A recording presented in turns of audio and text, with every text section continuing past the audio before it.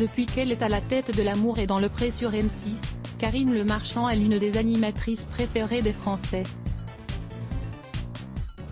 Chaque année, elle tente d'aider des fermiers en mal d'amour à trouver la perle rare, une tâche qu'elle accomplit souvent armée de son humour grivois.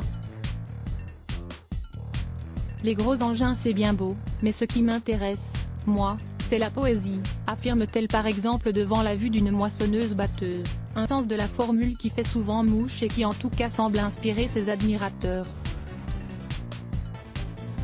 Jeudi 15 avril, l'ancienne compagne de Lilian Thuram a dévoilé le contenu d'un courrier bien étrange sur les réseaux sociaux. Dans sa dernière story on peut en effet l'entendre lire cette lettre dont l'expéditeur a préféré rester anonyme.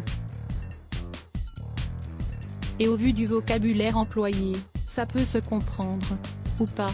Karine Le Marchand reçoit un flot de propos orduriers. C'est le jour du courrier reçu à M6, annonce Karine Le Marchand, et une lettre qui n'est pas signée mais bon on a l'habitude. Mais non finalement écoutez on a. Poursuit l'animatrice en lisant les palabres au goût douteuses inscrites sur la feuille blanche.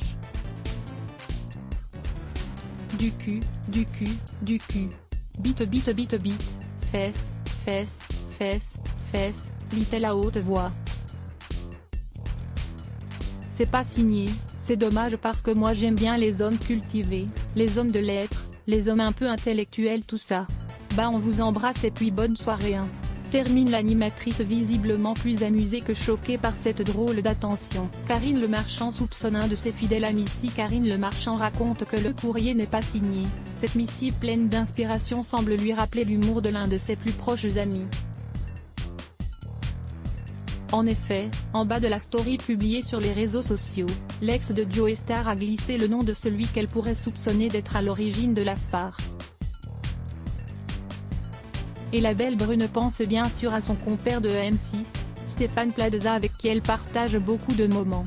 Suite au prochain épisode. À voir aussi, Marlène Schiappa victime de harcèlement, le récit glaçant. Qu'à lire aussi les ce bloc ADS.